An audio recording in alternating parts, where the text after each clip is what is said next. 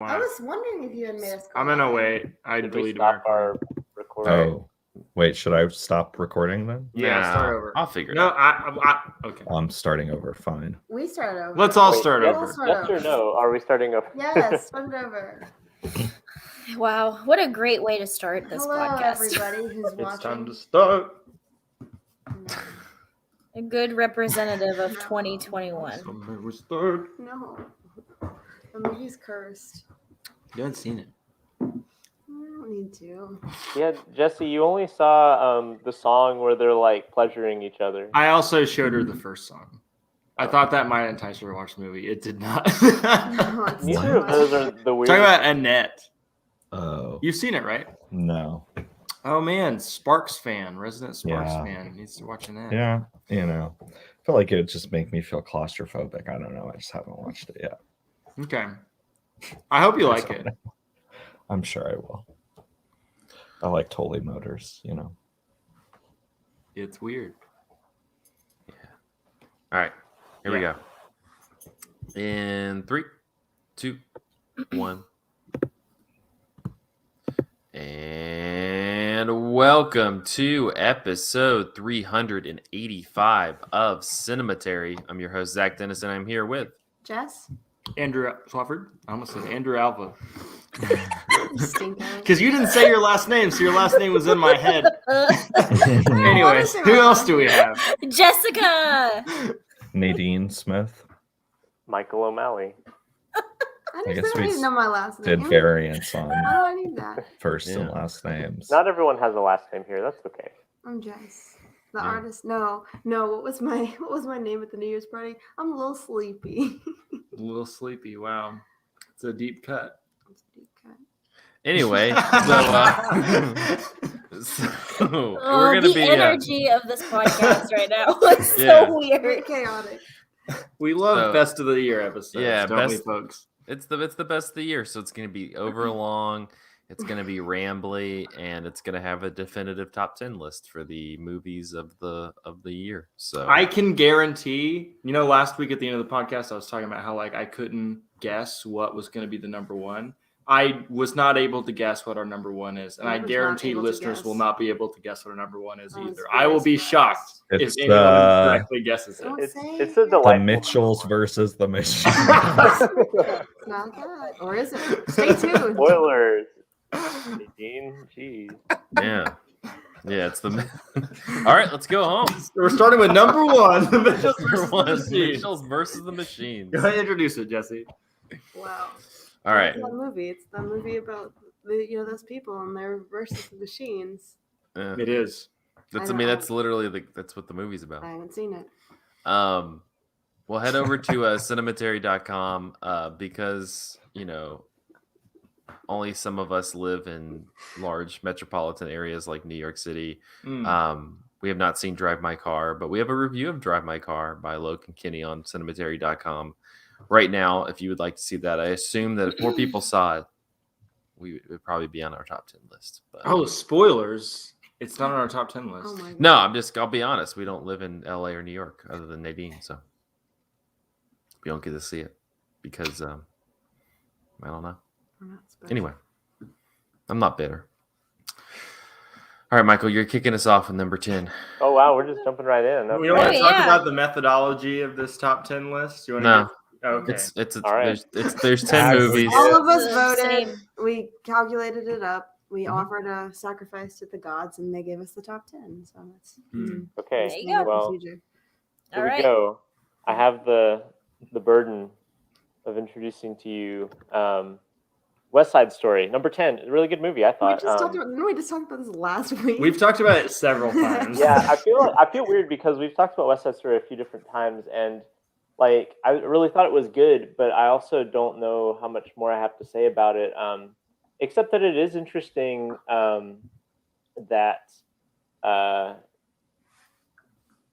here, at the twilight of whatever, it feels like a twilight of a certain kind of motion picture distribution. Mhm. It feels we like get- Twilight. Yeah, That too. Twilight. Directed by Catherine The Hahn. Kristen Stewart, Robert Pattinson Yeah. vehicle, but also Twilight in the sense of coming to an end.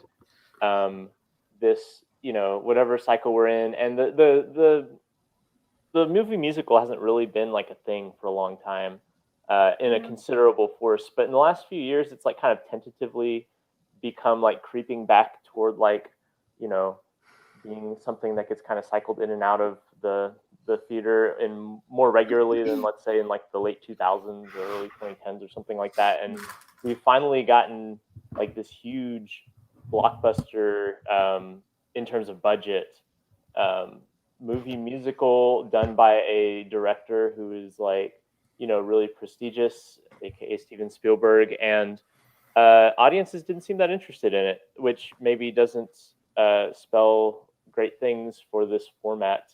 Well, it was Although, also buried by Disney, who owns it, right? So was it that's buried? also It was showing at a lot of theaters and was heavily advertised, I thought. Yeah, I don't think it was buried. I think it was just like COVID. Yeah, people. West Side well. Story. I mean, not COVID theaters. didn't stop people from going to see the new Spider-Man. See, Yeah, but that's I what I'm don't know. saying, I is don't. that- Oh, go ahead, Nadine. No, I don't know. I feel like, I don't want to defend Disney, but I feel like I see people like a lot lately just like stretching the like argument of like what is being buried just because things are so uncertain with movies right now. And I just feel like people are just making like seeing fewer movies, so the casualty kind of happens to be West Side Story, because Right, I like, think audiences just didn't seem interested enough in this movie to go out and see it in large numbers. And maybe if they were like, calculating like, okay, what's the next movie I'm going to see? They probably, your casual moviegoer probably was like, I'll see Spider-Man, which I guess came out a week or two after this, rather than West Side Story. So anyway, that's what I kind of mean, is that like, it doesn't really spell great things for this sort of movie, which is a kind of old-fashioned tentpole movie. It's a pretty expensive movie, pretty big budget. Lots of actors, like big name actors and prestigious people attached to it. Lots of actors, lots of people. But I You mean, know that guy? What's that guy's name? Ansel Elgort. Baby Yeah. Driver, Baby Driver Isn't it? himself. Mozart in a go-kart. But anyway, I think it's interesting. I didn't think this was going to be a smash hit, but I think it's interesting just how much of a flop it is, because this is like definitively a flop, like badly so. And so that's what I've chosen my like 2 minutes to talk about West Side Story about, is the disappointing box office. Was it a But flop? I guess I didn't realize it was. It was a yeah, it's flop, not going to make yeah. back its budget. I almost feel like guaranteed. But it's it like, made I it don't on the know. Cinematary top 10 of the year list, which is what really matters. But Good so, for you, okay, so Spielberg. like you have like two different kinds of audiences, right? You have like the people who are inherently interested in a Steven Spielberg movie because they're interested in like film discourse. And then you have other people who watch movies because they Normal think that they're people. going to enjoy them. You know what I mean? Like, you know what I mean? Like everybody on Letterboxd yeah. is watching Don't Mhm. Look Up, even though people know that they're not going to like that movie, right? But if you're not a person interested in film discourse, you're not going to watch Don't Look Up if you don't think you're going to enjoy it. And I think a similar thing is happening with West Side Story, which is that a lot of people who are interested in film discourse are checking it out and are either excited or have takes on it or whatever. But then your average moviegoer, for whatever reason, it's not scanning as something that's worth their time. Mhm. And so I don't know, like it's made tons of critics lists, and is fairly popular in terms of like the circles of like people who have movie podcasts. But outside of that, I don't know a single person who's seen it. Nadine, what were you about to say? I was just gonna say, I feel like I'm like, what is really the like popular sort of cultural reception of just like West Side Story as a musical? I mean, I know, it's like a movie that a fair amount of people have seen, but I just kind of feel like it's the sort of thing where like I don't really know if like right now it has quite the sort of cultural cachet where people are like, wow, a remake of that, like like Yeah. another adaptation of Right. that, like that's Like who was You know, asking for that story? Yeah, specifically? because, like I mean, love people- a good musical, but I saw the original of this and I didn't really like it, and I'm not really Yeah, interested I in mean, seeing this like one. there's stuff like In the Heights, good. more recently that's been more successful, and I feel like Right. people have a more active attachment to Lin-Manuel Miranda, whereas like, I mean, I guess there are, I don't know, the kind of people who are like Stephen Sondheim fans are like already gonna see whatever like Mhm. adaptation probably, Right. But and they I don't also do feel a like lot of Broadway adaptations of like into movies. Yeah, I feel like they no, don't do nearly as not much a as they whole lot. could. Like, I I think mean, they're only just now considering doing a Wicked movie, and people have not been like shutting up about Wicked for over a decade. so I think Why? Wicked. I think there's a rights like some sort of distribution issue with Wicked Mhm. because they would have made that into a musical, like a movie musical. Like they would be minting something by making that. Yeah. But I mean, I think part of it is like I was saying, like in terms of like institutional memory, movie musicals have been like an atrophy for like the past like 40 or 50 years, right? And so there's not a like you have to have those people like Damien Chazelle or Steven Spielberg or whatever who are like, I'm really excited about musicals. I'm going to revive the format to like get a big, prestigious production of one. Otherwise, you're left with like animated musicals for kids or things like that that still have like a cachet surrounding them. Like I think the movie musical in and of itself just doesn't have a lot of cachet, whether it's West Side Story or like I don't know South Pacific or just any random movie musical. You know what I mean? Like Yeah, it's just like that was a really good random example of like it's just a like a famous musical, but one that's like like that would be absolutely dead in the water. Right. Like, and like outside of like musical theater kid like circles, like your casual person, Wicked, they're gonna know. But outside of that, what? Like I don't follow Hamilton. like Broadway musicals. I Phantom don't of the know. Opera. Yeah, but and a lot of those already have movies, and I Yeah. think that like if you have like the Right on. zeitgeisty thing, like Wicked, like sure people are probably gonna see it, but or have like Lin-Manuel Miranda attached to it because people can say Hamilton in the trailer and then people will see it. But I don't know. I just think it's interesting to think about, this format like more or less being like a boutique genre at this point, where you just have people making passion projects, more or less. And Steven Spielberg just has the cachet in terms of the industry to like make his passion project $100 million in budget. But for the most part, I feel like that, we're not going to see these sorts of movies very often anymore. And Steven Spielberg even will probably not be able to make a movie like this anymore, given the box office returns. I was gonna say also just like in terms of the the cultural cachet of this movie, like I feel like Steven Spielberg even has been sort of like receding a lot in terms of audience draw the past like decade or so. I mean, most of those movies, Bridge of Spies, like The Post, like they don't even really BFG. like. Yeah, they're not. I mean, they're not movies that are really sort of big hits, anyways. But they're not even really emphasizing that it's like a Steven Spielberg movie anymore. Yeah. I feel like maybe because a lot of the sort of when people think Steven Spielberg, most people they think of like big blockbuster movies, and that's not really what he's doing anymore. So I feel like if somebody's going to be like, oh, the guy who made Indiana Jones, and then go see Bridge of Spies, like you're probably going to be pissed unless like you are like looking for a drama. You're an like, tourist. But those all did Yeah. fairly well, like in terms of audience reception and like stuff like Lincoln. Like people really liked Lincoln, or like Bridge of Spies. The people I knew who saw it really enjoyed it, and they weren't like flop movies, right? I don't know. Like Steven Spielberg has kind of that weird thing where he also, in addition to his Indiana Jones or E.T. or whatever, he's also got Schindler's List or he's got his prestige movies as well, and so I think that some people have that attached to him. But for whatever reason, it didn't connect with this movie, with West Side Story. But I thought it was good. This was on my ballot. I really enjoyed this movie. I tried to hype it up to my friends and get them to see it, and it just never panned out. But whenever it inevitably is on some sort of like godforsaken streaming service, I guess it's worth your time. It's not worth your time at the theater, apparently. Really sold that one.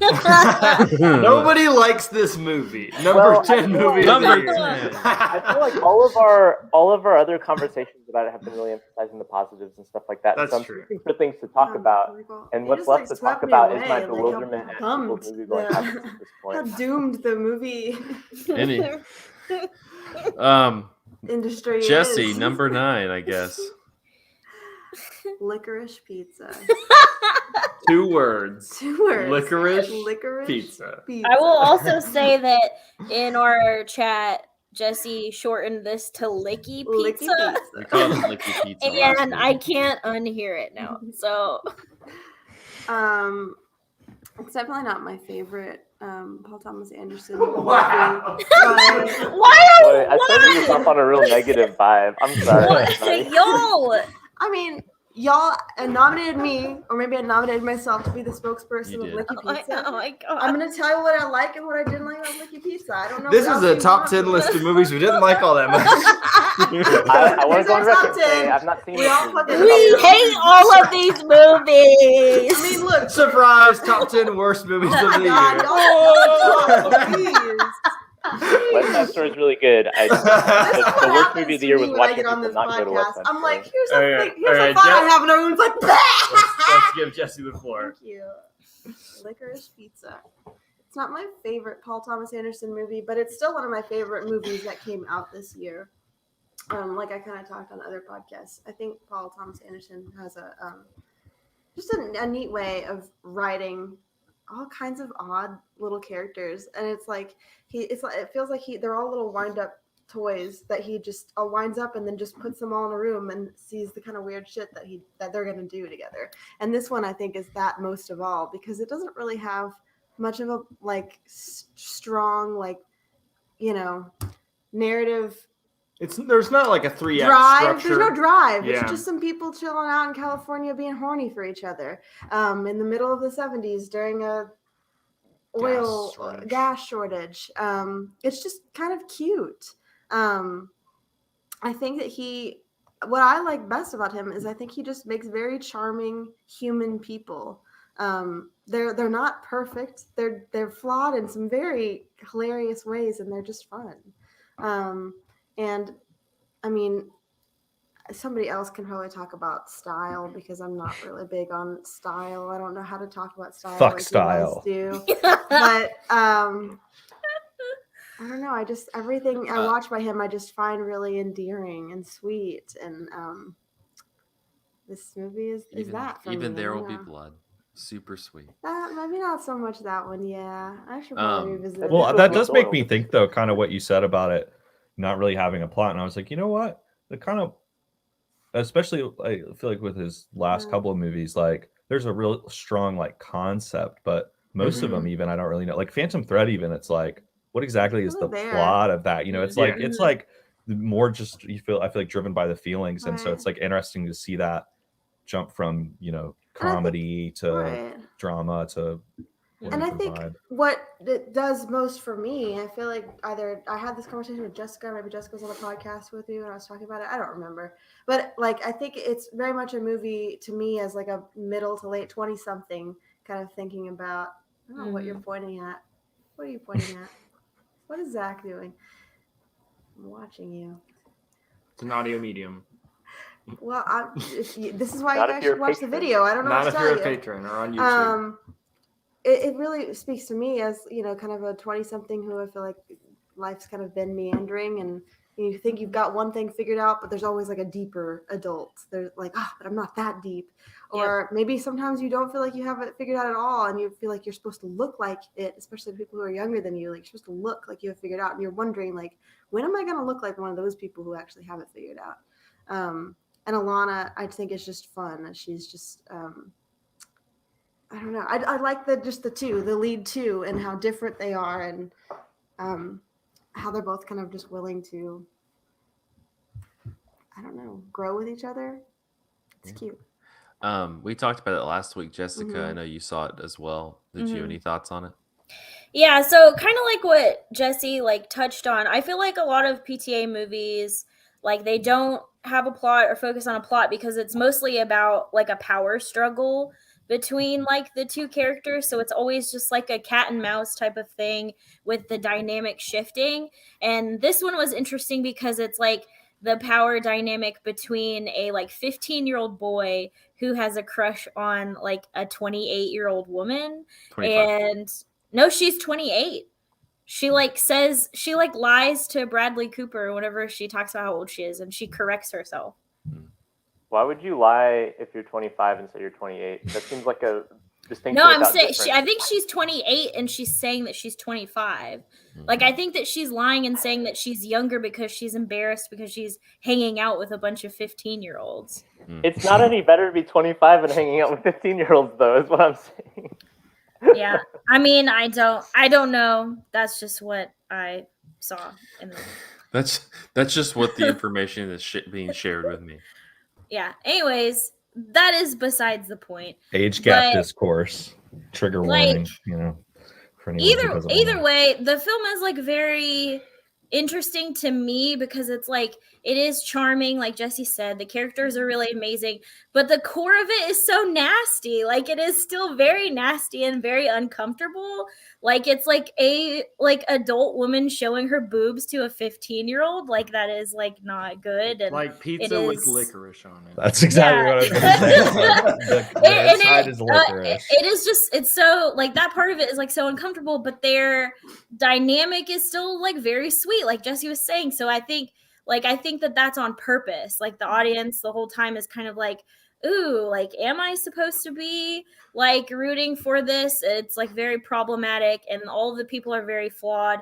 But really, the core of the story is like Jessy was saying, like Alana trying to find herself and trying to figure her shit out and being like, well, I'm not like these adults, but I'm also not like these children. I'm kind of like somewhere in the middle, and I don't really know what that is or how to deal with that. And I thought that that part of the story was really good. I will say that I have to address the whole Asian thing because I've been wanting to talk about this on the podcast for a really long time. But like that, the like Asian jokes like in the movie they were not handled very well, and like I don't think that it is as extreme as some people are saying. Like basically there is a man in the movie who has a Japanese wife, and he is opening up a Japanese restaurant, and when he is speaking to her, he speaks in an Asian accent, like he's like mocking her accent. And it comes out later that he like doesn't even speak Japanese, and he's just speaking to them in English, but with a very like caricature-y, like stereotypical Asian accent. And that part was, it was very cringy to like be an Asian person in the audience and like watching that scene, because I was like, this is like kind of making me uncomfortable, because there were like white people in the audience around me that were like laughing at him making that accent. And I understand if you're like trying to show the, you know, how racist it was in like 70s Hollywood or whatever. I get that. But I feel like you could have given like the Asian character a little bit more agency in that situation. Like if she said to him, like, actually, asshole, I speak English, and replied to him and said something like that.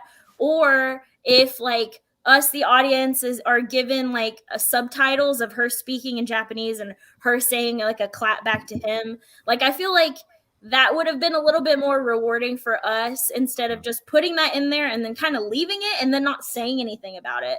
And a lot of people were defending Paul Thomas Anderson, saying like, well, his stepmom is Japanese and he put it in the movie because he wanted to show like things that actually happened to her in real life. And I'm like, you know, you can show racism on a screen, but like people know that it exists. Like we know that those types of situations happened. And for you to just kind of leave it there and also kind of like make it the punchline is like not, I didn't think that that was handled very well. But it didn't, like I still gave the movie 4 stars and I still really liked it. So I'm not saying that it ruined the movie for me or anything like that. It was just kind of like one of those very touchy parts in it where I was like, yee, this was not handled very well. Jessica, I think I misrepresented your stance on this part of the movie when we talked about it last week, because I didn't talk to you about it, but I talked to Cam about it. And the vibe that I got was that you felt like there could have been a better way to handle it, but that it wasn't as bad as you had heard people say. So I retract my statements from last week's podcast. Yeah, and it's like it's really fine. I just think that if you are a white person and you are writing about racism, I think that you need to think about how an Asian person in the audience would feel when they watch it. It's kind of like the same thing with Isle of Dogs, where the character was like, there's a Japanese character and we don't know what he's saying the entire movie. And it's like being an Asian person and being like, I would love for characters to have some sort of voice and some sort of agency. That's all I'm asking for, like, when it comes to that kind of stuff. So Our number 9 movie of the year. Our number 9 movie of the year is racist. Number 8, Nadine, tell us what's wrong with this movie. No, there's nothing wrong with this movie, which I believe was my number 1 on my ballot. Hell yeah. Days by Simon Long, the great Taiwanese slow cinema auteur, as they call it. A rare slow cinema entry on this list that Andrew Swafford has not seen or I haven't seen it. Yeah. Although I feel like it would probably be on your list if you had seen it. Yeah. Simon Long is a director who I'm still not quite as familiar with as I would like to be, but just because, I don't know, I've been kind of like letting his movies sort of linger a little bit, because they are, for the most part, sort of very slow and not boring. I would necessarily say, you know, in the way that even some movies that are intentionally slow can have a sort of purposefully kind of dull vibe, and like kind of the boredom is the point. I feel like there's really a lot of humor to his movies in a lot of ways, a lot of just sort of like sensory experience, a lot of intimacy with the body and sexuality. There's a lot of queerness too. This is a very queer sort of romance.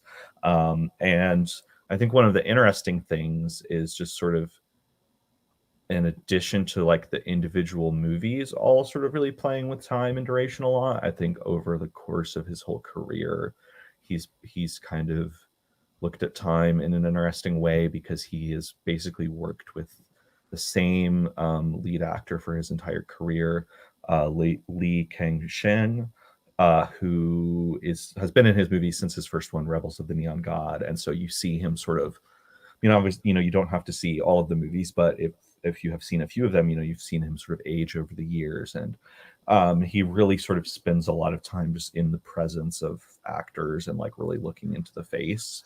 And so you've just sort of seen this man age over time and really spent a lot of time looking at him. And this movie, I think, is maybe you know, in some ways, I think it could be a really good starting point for Psy if you've never seen his movies. And I feel like it's had a much bigger sort of, I don't know, I feel like I've seen it on a lot more year-end lists and stuff, and it seems to have had a little bit more of a crossover success than some of his earlier movies. And I think that's in part because it's like a really instructive sort of movie. And basically the whole thing is that it's about this sort of middle-aged guy played by Lee, who is just someone who lives with a lot of like chronic pain. And so most of the movie is sort of either him kind of just sitting, like, you know, getting up from bed, or just sitting in his house, sort of like in presumably some kind of discomfort, and then trying to like pursue self-care to sort of ease his comfort. And, you know, you sort of get the idea that these like massages and acupuncture and these various treatments that he's doing are probably kind of routine for him. But I think it's the way that I mean that it's really instructive is that I think that, like, if you're someone who's a little bit more intimidated by slow cinema or just sort of slower movies in general, I think the fact that this is a movie that is so grounded in these sort of experiences of stepping outside of time that are very familiar to a lot of people, you know, like I think, you know, most people have had some kind of, like, at some point, you know, you've had a massage or you've had to go to the doctor and, you know, have a CAT scan or something, or some kind of experience where you just have to sit there and just sort of be present and you can't really be doing anything. And sometimes that's really uncomfortable. Sometimes that's really soothing and healing. Sometimes it goes back and forth, you know, from moment to moment. But I think the fact that you're watching like this guy, like there's a really, really extended like acupuncture sequence where there's like these specific kinds of needles that are like sort of like burning him a little bit, but it's just like very like methodical. And so you really kind of can zone in and out a little bit. And then the sort of romance, the sort of parallel romance develops because he gets a massage from this much younger male sex worker. And first, you know, it's a full body massage, and it starts off just sort of like as more of a regular massage, and then obviously becomes sexual. And it's like a 20-minute long sequence or something, and they're in this hotel room, and it's just very vulnerable and very personal. And it's hard not to think about the sort of experience of like what it's like to film that kind of scene, and just camera operator, director, performers. I mean, I'm sure it's a very, very small operation, but just to really sit there and to really sort of like be naked, have your body exposed, it does sort of go back and forth between, you feel maybe a little flush or embarrassed by what you're watching, but then you also, I think, feel really soothed and calmed by it. And so, yeah, it's just like, I don't know, it's just a movie that's very much about like sitting with your body, sitting in the present, whether that present moment is like the discomfort of chronic illness or pain or other kinds of physical discomfort, or whether that's sort of like a more positive moment of like actually being able to have your pain relieved in some way, whether it's sexually, whether it's through other forms of self-care, whether it's emotionally, just sort of having that sort of back and forth, where some moments of the movie are very a little more tense, and some of them are really like just full and sort of calm and pleasant. And so the fact that can happen is sometimes without the camera moving, without cutting, without the actors even moving really, and you just sort of as a viewer on that shifting sort of emotional perspective, is I think like really kind of, I don't know, it's very impressive that it just so much can shift emotionally in you as a viewer with so little. Nadine, is it true that this movie has no dialogue in it? It almost has not. Okay.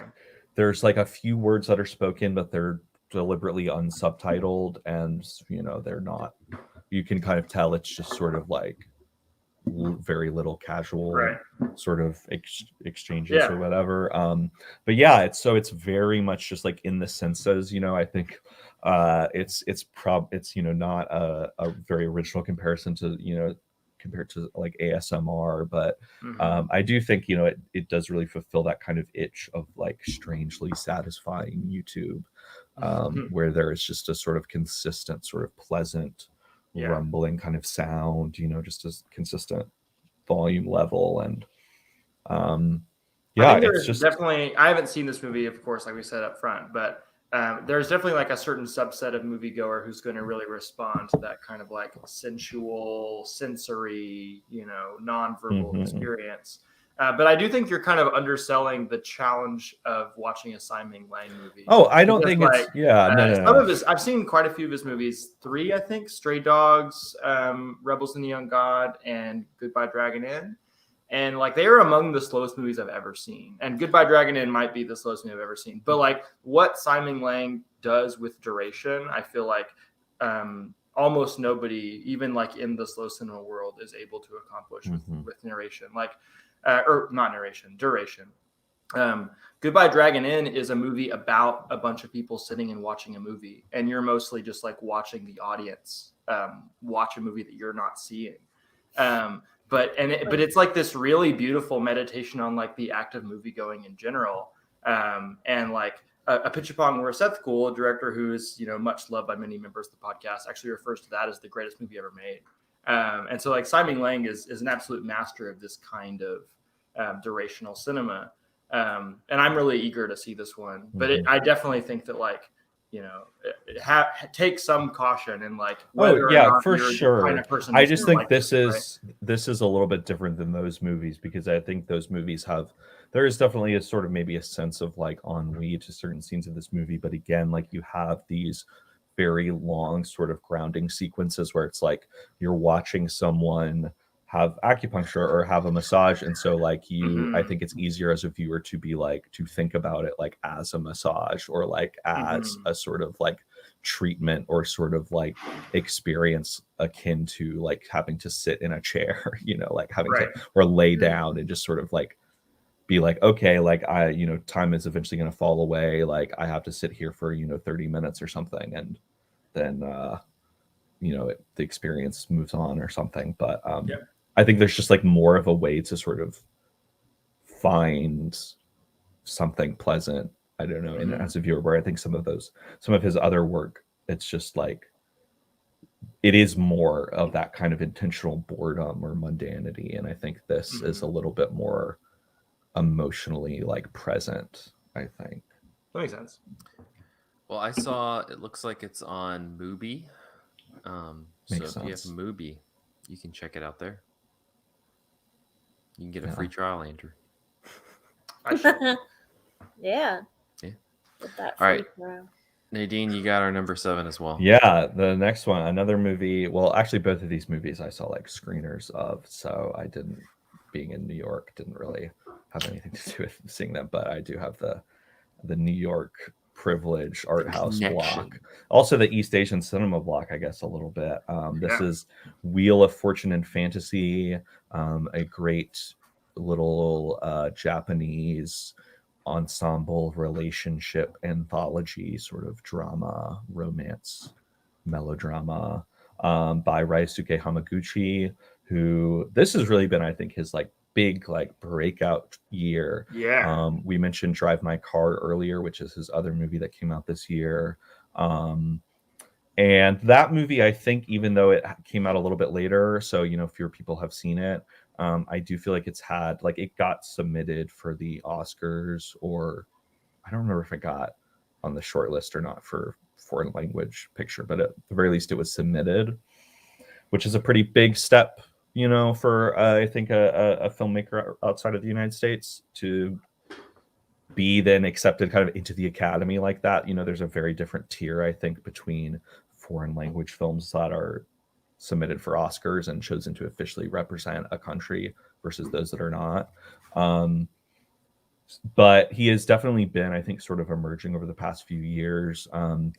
He put out a movie a couple of years ago, like 2016, I think, called Happy Hour, which is like a 5-6 hour long drama about these sort of 4 women and their relationships. We've talked about the movies of Jacques Rivette in the past, and I think it just sort of like being a sort of male filmmaker that's often very grounded in the very like emotionally real relationships of female characters. There is a sort of parallel, I think. It's not overtly often like fantastical, but there is sometimes an element of the supernatural, or at the very least the uncanny. And I use the word uncanny very intentionally because Hamaguchi was the student in film school of Kiyoshi Kurosawa, who I know that some hosts of this podcast and listeners of this podcast are probably fans of, director of movies like Cure and Pulse. And somebody who has done a number of genres, done more sort of drama, romance type films, but is known primarily in America for these sort of very uncanny horror movies that are sort of on the edge of reality.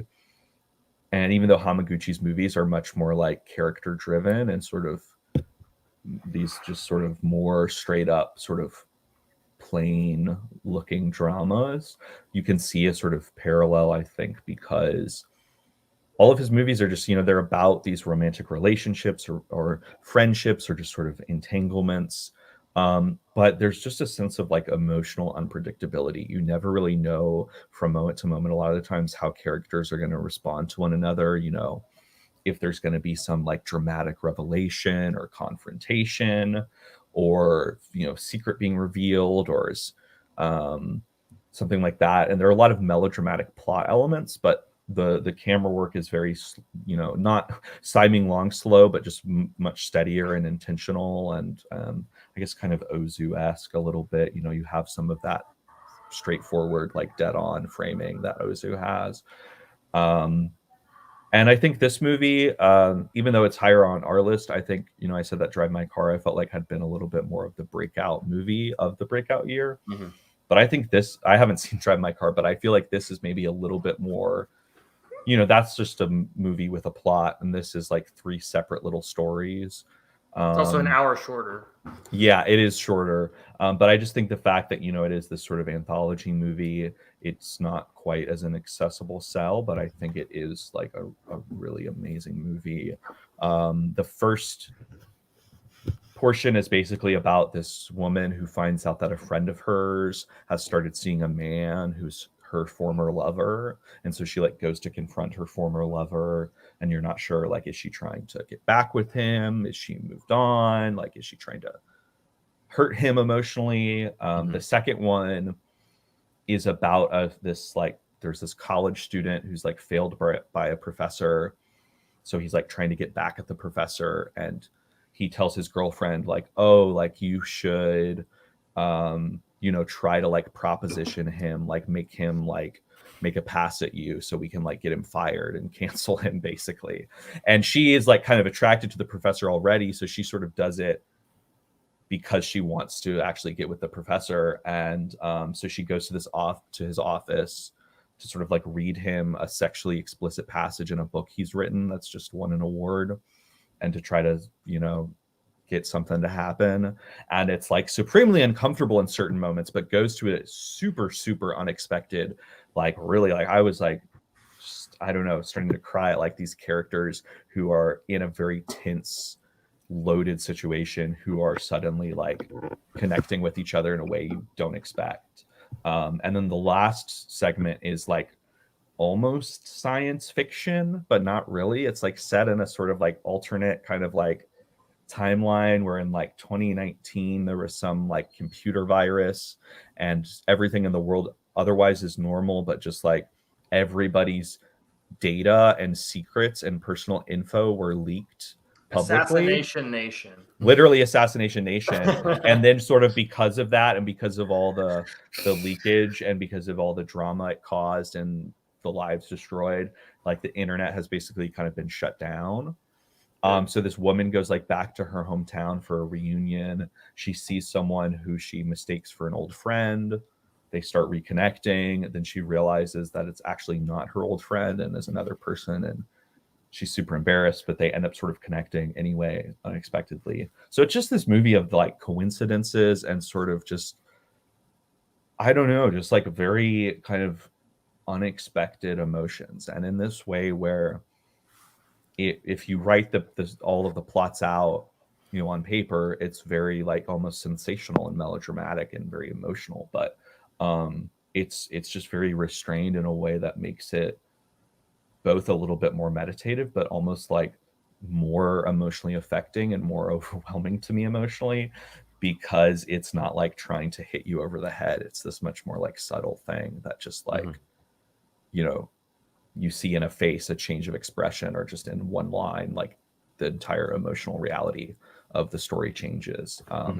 So he's just a filmmaker who his movies may look very simple, but they're very unpredictable. And I'm always excited to just from moment to moment to not know kind of what's going on with these characters. It's just very, I feel like I've seen a few filmmakers who can really surprise me in that kind of way.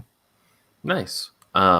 Well, I actually got an email that says this is coming out on Blu-ray and DVD and such soon. So I assume it'll be more widely available to watch relatively soon.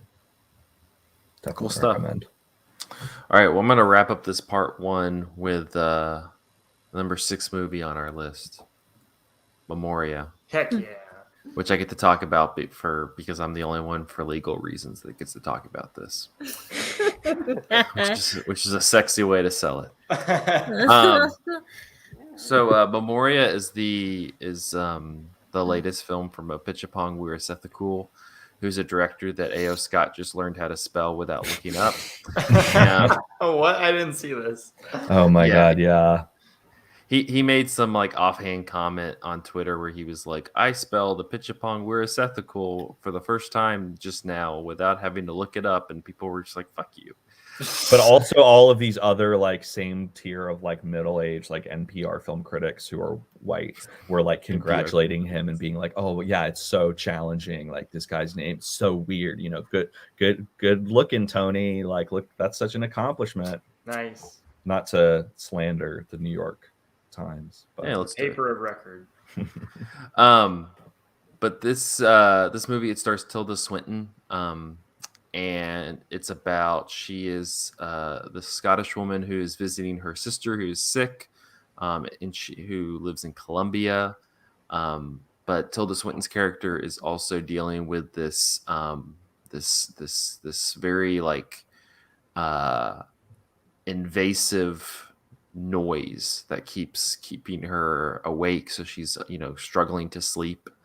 And so she wants to investigate like what this noise is more, and so she ends up kind of connecting with this young music mixer who like is able to like kind of figure out, at least pinpoint what the noise is a little bit, but she's still trying to kind of like really figure out like where this is coming from. It's still just like is kind of like debilitating her at times throughout the day, and the set, like the way that Where's That the Cool like designs the sound, it's very shocking because I saw this at TIFF in like a theater, and it just is like this like all encompassing like pound noise that just comes out of nowhere, and it's very like jarring. And so she kind of starts this this connection with this young musician, and they kind of are trying to investigate this noise a little bit deeper. She also starts this connection with an archaeologist from France who is like excavating this site out in the Andes mountain range out in Colombia. But then one day the musician character just kind of disappears, and she ends up going into the Andes to follow this archaeologist to go see the site. And along the way, she stops like in this very kind of sleepy small town, and kind of strikes up a conversation with this this villager there who she feels a little bit more connected to, and kind of seems to have a connection to the sound and what she's been investigating this entire film. I think I talked about it a little bit when I saw it for TIFF. I don't know if it's my favorite Apichatpong movie. It's probably one of my favorites. I think I listed this as my number one movie of the year. Because I think that the experience itself was really like this thing has this whole structure where Neon and Apichatpong are like only showing this in theaters, which is obnoxious, to be honest. Like it's just super fucking obnoxious because it's only going to show in LA and Chicago and New York and places that have art house movie theaters. So like fuck you, get over it. There are like streams. So if you want to watch this, like, well, you didn't say the important thing, which is they're showing it in one theater at a time. Yeah, that too. Moving across the country. Like fuck off. Very, like, just very slow. find You'll find get to see yourself a this in pirated 1 copy. to 5 years. Whatever. Just find yourself a pirated Man, copy. that's crazy. But it's unfortunate though, because like I think I gave it the number one because like the theatrical experience itself was really like this was like one of the best movie going experiences I had for the year, just because having like those like the professional sound quality that goes along with the sound design of this film is very like all encompassing. Like being there in a movie theater where you're much more engaged with what's in front of you than if you were like watching it at home, like made you more, at least for me, made me more like cued into what he was kind of trying to show you. It's a very sleepy movie. A lot of his movies are very sleepy movies, and there was like something about seeing this at like 9 a.m. Where I was like kind of tired, that just like really like soothed me. A lot of my top movies of the year are just sleepy movies that kind of like half put me to sleep in a very comforting way. Yeah, I don't know. This is probably one of the better Apichatpong Where's That the Cool movies. If you have never seen any of his stuff to like maybe watch, I would recommend going to like Uncle Boom Me or something like that, one of his earlier things. But this is also a solid one to kind of start with. I think Tilda Swinton is very good in it. And yeah, it was just one of those. I think for me, it was more about like the all-encompassing experience of seeing this rather than, I still have been thinking about it a bunch, and I've been going back to it, and I have a pirated copy of it that I will watch because I'm not really that afraid to like talk about that. So I'll probably watch it again because to get over it, Neon. So yeah, Oh I'm my excited God. I'm excited to watch it again, and I recommend finding yourself a file and watching Your Memory as FBI well. agent's ears just perked up. We just lost all of our listeners who work at Neon, so dang. That's do fine. have connections You with have a Neon. stupid fucking release strategy for this. We have insane connections with Neon. Zach, be quiet. No, you have a stupid fucking release strategy for Oh my this. God. Can I ask, is there a physical release planned? I think the last I heard that he said he wanted to not do a physical release, which makes me sad. Well, I'm they just do gonna have ensure my movie to. disappears. I do think that I heard something recently, like about a physical release, like they had reversed course. Yeah, because they on that. realized it was a stupid fucking idea. And they also had to already have physical award Yeah. screeners of it made because it was submitted Yeah. for Oscar I consideration. know so- the award artist. screener opens with because I heard somebody else on a podcast talking about it who got an award screener. It opens with Tilda Swinton talking to the camera saying we know you're watching this on a home television. We would like to encourage you to not do that. you should take But this how? discount and go see it in a theater if you can. Yeah. That's impossible given the release strategy, though. You Yeah, have I a mean, screener, Yeah. therefore go see it in the theater. Good luck traveling across the country to go to Chicago The or one whatever theater who's got it. Yeah. for 1 week. Yeah. Fucking stupid. So find a pirated file and watch it. That's what I recommend. A Pitch Pong, always a director worth watching. One of the few filmmakers who's kind of created a world unto himself in his movies. You gotta see the new A Pitch Pong. Yeah. All right, we're gonna take a quick break and then we will have our top 5 coming up after this. So stick around. Yo. Well, with that, I have to log off. Unfortunately, have some more work to do still. Thanks for being here, Nadine. Yeah, good seeing you. Good. Have a good one with the second half. Yeah. The final 5. Good luck with your work. Thanks. See ya. Bye. And then there was us. I have to go to the bathroom, so I'm leaving. Do it. Okay. Oh no, we're in I feel like I'm in a in an old movie where all these people are on a conference call phone phone call or whatever. Oh no, there's none of us. We can't fit. Okay, that's better. This is better. For our YouTube listeners, here's our top 10 so far. Number 10, West Side Story. Nobody liked it. Number 9, Licorice Pizza. I want to correct that for the record. I think everyone said they liked it. We didn't like the fact that nobody else saw it. Yeah. Yeah. West Side Story. Nobody saw it. Number 9, Licorice Pizza. Racist? Question mark. Number 8, Days. Nobody's seen it. Number 7, Wheel of Fortune and Fantasy. Nobody outside of New York and LA have seen it. Number 6, Memoria. They actively don't want you to see it.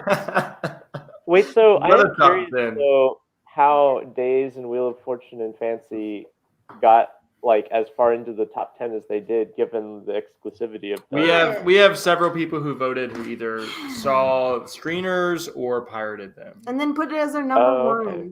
Yeah. Come on. We also didn't have very many I put submissions. Power of the Dog as my number 1, and there it is sitting in number 20 or whatever that ended up. So I know. I put Yeah. The Last Oh. Duel as my number 1, and it didn't make the list at all. yeah, sad. I really liked it. But I don't Pour think a lot one of out for the movies everyone could see. people- I know. Good Did you put Michael? Did you put Moth Knee in your top 10?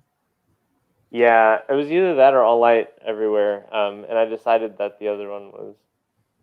Man, I'm sad that one didn't get in. It would have been nice to have an avant-garde feature in the top 10. Yeah, and one that people can actually see. It's on Canopy, so Yeah. hit that up. All Light Everywhere is also on Hulu, so Mhm. those are really easily available. Wow, I'm back. Yo, All right. It was so zoomed in. wait, why Just do you keep have it a right there. green bar on the side of your screen? Do what? You do. You have a green bar on the side of your screen. Really? Mm-hmm. You don't I see don't it? see anything. No, I don't see It's anything. like I just think it's- right on the I corner. think it's like on because, the side, like right there. It's Other because side. Jessica is a girl who's got to eat. Well, it's on the other side on her. Is it here still? No. Yeah. It's almost like It's like a just digital couple artifact. couple No. pixels in width, just all the way down the right side. Should I leave and then come back? No, it in? doesn't actually. It really doesn't matter. It's so small. Oh. I just You should was get the noting hell it. out. Oh, I see it. It's like a skinny line. Yeah, I know. Yeah, Bar was maybe overstating it. It was, yeah, it's a very skinny, thin green line. I'm like, and coming in at number 5 is a skinny green line. green line. All right, y'all ready? Let's do it. We got Everywhere. 5 more movies Wait, to I get have through. to, did I export my audio? Hold Jessica. on. I had to go to the bathroom and now I'm behind. Okay. All right. You're next. Oh no. Okay, I'm ready. I think we've all seen this movie, right? We could talk about it. We've Yeah, all yeah. seen it. The first one everybody's seen, Green Knight. Hell yeah. But is it good? Hell yeah. It is. We've almost It's all so seen the top good. 5. It's so good. Man. All right, here we go. Let's do it. In 3, 2, 1.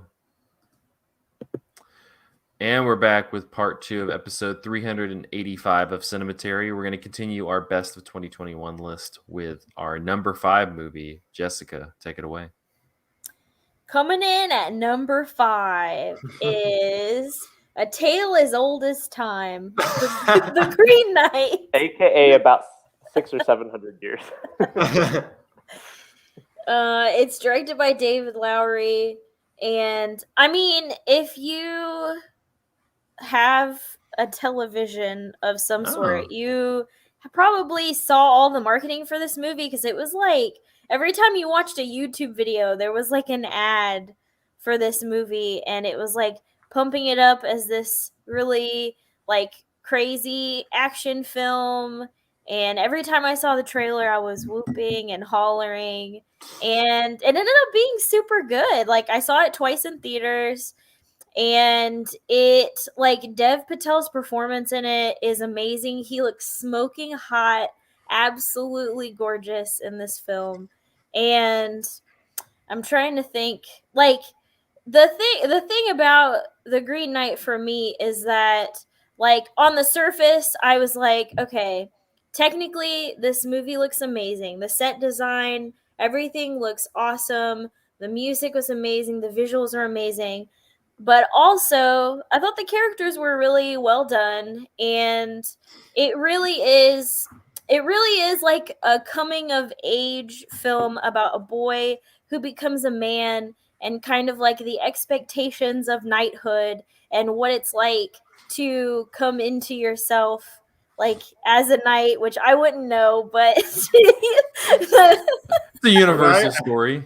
The universal story of becoming a knight. The universal story, yeah. But And then a I king. think, yeah, and I think that, like, I think David Lowery does a really good job with the movie in that, even though it is this story that is so old that even most people who like knew about it probably already knew what the ending was supposed to be, and they had all of these like preconceptions about what the story was going to be like and what was going to happen. But he brings like new things to the story, and a lot of it has to do with like masculinity, and there are a couple of twists in it like from the original tale that make it like even better to me, like including a kiss on the lips from what is that Thomas actor's Edgerton name? or Joel Edgerton. Yeah, Joel Edgerton, including that. Also, like the men in the film are like so affectionate with each other, and it is just like it's really interesting. I don't know. Also, the Green Knight himself looks very, very cool. Very cool. And There's so much stuff that looks very, very cool in this movie. Yeah. There's the giants that look very, very cool. Mhm. There's that like Music's ghost cool. lady. There's The King Arthur's court looks really cool. It's like a yeah. Twilight of Camelot kind of look, you know, where King Arthur's old and Guinevere's old, and the round table is all dimly lit, and everything's dimly lit, honestly. There's this really cool tracking shot over this like flat angle of like a field full of bodies. This movie gets my honorary "It's kind of like Dark Souls" award.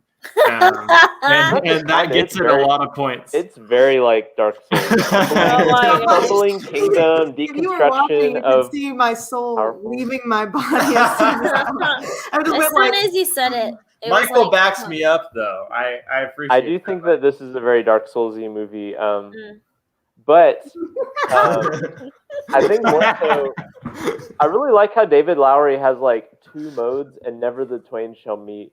With those two modes being like he really likes 70s movies, and then the other mode being I'm going to make an art house film that's going to confound people and befuddle expectations. And this is of the latter, which is definitely of my favorite. And then movies for Disney. Movies for Disney is also I like 70s movies because it's a remake of Pete's Dragon. It's awesome. 70s movie, I believe. It's pretty good movie too. Let me just see that. His next one is the Peter Pan movie. Ooh, for Disney? Gonna be less racist? Oh. I don't know. If it's not, it'll be on this list next year. Oh my god! I do think we're not very divisive about this movie right here, right now, which is cool. But this is a strangely divisive movie. Unfortunately, for people, and not in the typical ways you would expect. I saw this movie with a bunch of folks, some of whom are on this podcast for my birthday, and like the people I saw with for my birthday were split like evenly of who liked it and who didn't. And but everybody on this podcast is in the pro camp. Yeah. Yeah. Well, and like I think it's interesting. Like, it's not been like the people who were expecting a body, swords and sandals kind of epic were disappointed. The people who wanted art house stuff were into it. It's like there's been some people who think this is just like a pretentious like attempt at art house that is unsuccessful, which I don't really connect to. But I have been surprised at the extent of discourse that exists on this movie, which a lot of it is just an extension of discourse by A24, which we talked about on the podcast. Can I say that I would like to withdraw my A24, like this being peak A24 about this movie, because then I saw the movie Lamb. That's some A24 bullshit, let me tell you. What? So I pull it back on the Green Knight. I still have not seen Lamb, so I love Lamb, y'all. Yeah, that's some A24 bullshit right there. So I apologize, Green Knight. Boo. I think in general, like I would love to see more big budget, remakes of classical stories like this. I think it's really cool. I think it is cool also like taking required reading text, which the Green Knight is like probably not as commonly taught now as it used to be, but it's still fairly commonly taught in high schools. And not just doing like respectful adaptations of them, but like tearing the source material to shreds and rearranging it, I think is something I'd really like to see more often. But in the period, like I feel like we do a lot of remakes with hot takes and it's like set in space or some shit. Like I just want to see good old-fashioned like costume drama. The dream of the rude, David Lowery. We'd like to see that next. I would love to see the Miller's Tale, please. Yeah. Oh my God! Please.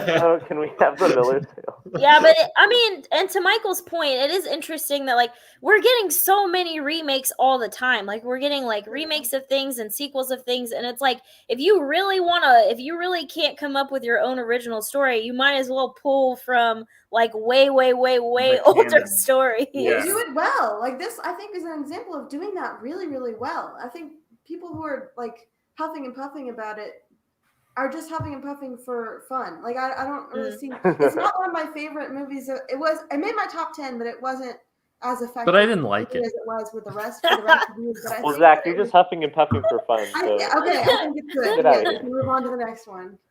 No, it's good. Like I said, way better than Lamb. If you Maybe would that's stop, what I'm if talking about. you need to stop talking shit about lamb. This is not what we're talking about right now. Oh, it's a metaphor about having a kid because they Oh had a my little half gosh. lamb baby. Wow. Have your little Norwegian half lamb baby. It's a metaphor. I can't believe we're arguing about this right now. Bunch of About fucking children. Oh The my Green Knight, gosh. Good movie, Green Knight. I agree. Good Yeah. movie. Number 4 movie of the year, even. Or number 5 5 movie of the year. Number 4 This movie is of my the number year. 2. I really like Yeah. this movie a lot. You know All right, what the number 4 movie of the year is? It's You lamb. know what it actually. is? It's Lamb. No. Actually, the number It's 4 also movie a of the movie year. that's about having a kid. Also a movie about having a kid. Way better movie about happening. Yes. The number 4 movie of the year is Annette by Leo Carra or Leos Carax, or however you want to say that guy's meme of a name. This is from the director of Holy Motors, as well as The Lovers on the Bridge, Mova Sang, other artsy French movies. But I feel like Leo Carra, his artsy French movies are artsy in French in a way that like you wouldn't necessarily expect. They're just very like weird and in many cases off-putting. Like this movie it actually has like a star-studded cast. It has Adam Driver and Marianne Cotillard as the 2 leads. It also stars Simon Helberg, who people might know from the show The Big Bang Theory. But this is a weirdo meta musical that is about like these 2 celebrities having a kid, and that kid is presented as a marionette doll.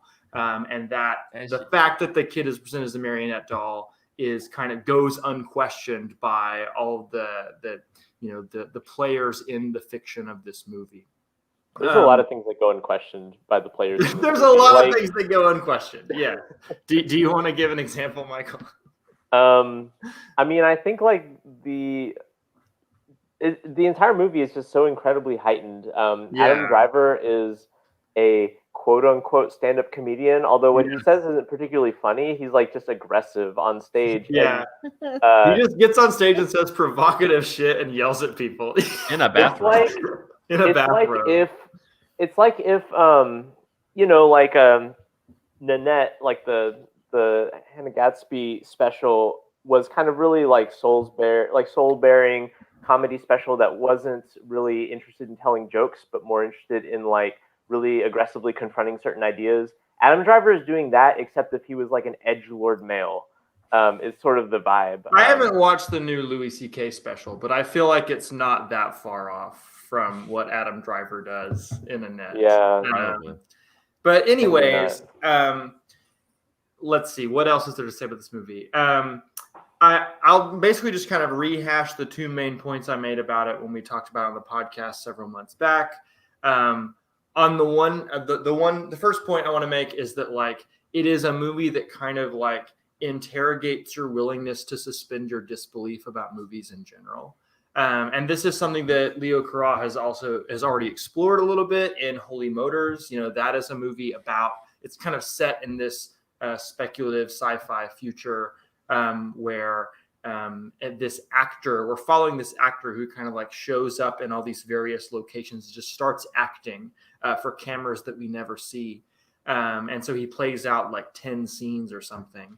And the movie is kind of this exercise in like suspending your disbelief over and over and over again and finding yourself emotionally caught up in these stories that you know are fake. And Annette kind of takes one of those stories and stretches it out for a really long runtime. It's about 2.5 hours, and it has musical stuff on top of it, which is already kind of like, over the top artificial. And that musical stuff is ridiculous. It often involves characters singing the same line over and over, and that line just being like, here is the main point of this song, here is the main point of this song, like over and over. And like you just like the movie is kind of daring you to call bullshit as you're watching it. And as a result, bringing me to point number 2, it is a roller coaster to watch. Like I watched this movie with Michael. Michael can attest that there are parts of this movie that I was like totally against it. There are parts of this movie where I was laughing at it. And there are parts of this movie where I was just kind of like eating out of the palm of its hand. And like as time has gone on, I am mostly just like grateful that this movie exists. It's so absurd. It's so strange. It's so delightful. Like your fave could never make a movie this bonkers. And so I actually put this as my number one movie of the year, although I'm not totally confident in my order for my top 10 list. I put it as my number one because I wanted to ensure, or I wanted to like boost its chances of getting in the top 10. And I'm glad it did. So we're gaming systems. Okay. We're gaming the system. But in this case, I think it was gaming the system for a good cause because Annette deserves more attention, I think. Well, if you have not experienced Annette, it's on Amazon Prime. Also, the music is by Sparks. I know there are a lot of Sparks fans out there. It's kind of a lot. Go look up on YouTube. Go on YouTube and search for the first scene of Annette, which is the song "It's Time to Start." I think that'll help you decide whether or not you want to watch the movie Yeah. or not. I will be Kind of a lot. though. Fair warning: the movie gets considerably like more aggressively strange beyond that. Like that's like it just keeps escalating. I mean, all of these movies are aggressively strange, and this is no exception. But also add Adam Driver and what's her name? Marion Cotillard. Marion Cotillard doing musical, and you just decide for yourself. Like, can I take this seriously? And I don't know. If you do, then you're gonna really vibe with it. If you don't, I will say, like, very entertaining. As a dissenting, like a sort of dissenting opinion, like I think if you were in a place where you can maybe take drugs legally, that might help the experience. No, I wouldn't. We've been promoting so many things in this podcast. I don't live in a place, so I would Pirate, know. And I haven't watched movies, so alcohol. But, this episode and have sex before marriage. Ew, Sorry, gross. I hate that. Michael, give your dissenting voice. well, my dissenting voice is simply I co-sign everything that Andrew has said, except the part where ultimately I kind of landed on loving this movie. Because like I am very impressed at the commitment to everything that Andrew talks about, and it is like a movie to be seen. But ultimately, I just like it didn't ever like in the months since I've seen it. It's never gone beyond just a weird curiosity in my memory. And there's all sorts of cool, interesting things in this movie, but I think it was. I don't know if I want to say it wasn't for me because I'm glad I saw it and I enjoyed elements of it, but ultimately perhaps the task of enjoying it like as a complete object was just too monumental for me. But I think the things that Andrew is saying are the things that make it worth watching, even if you don't end up liking it. Annette, a monumental task. Our number 4 movie. A big ass. It's asking a lot of you. I will say I will say, as opposed to some of his other movies, there are like A-list actors that would be recognizable to American audiences. And Adam Driver's performance you is can't even great. say that. What's her face? What was that? What's the other movie with the talking cars? Holy Motors. Who is? Oh, Kylie Minogue is in that. For and the Kylie Minogue is not Adam Driver. What are you talking about? The lady who? Oh, that's Yeah, who is the lady who meets him and meets the Goblin Man in the sewer in Holy Motors? Eva Mendes. Look, Eva Mendes. The fact that you guys can barely remember. This is a Star Trek vehicle. It's got like the dude from The Big Bang Theory in it. It's got, this is not to say that none of his other movies have recognizable actors, but in terms of his whole filmography, this is the one that's like on the surface the most accessible in terms of like, oh, I recognize these people, and it's all in English.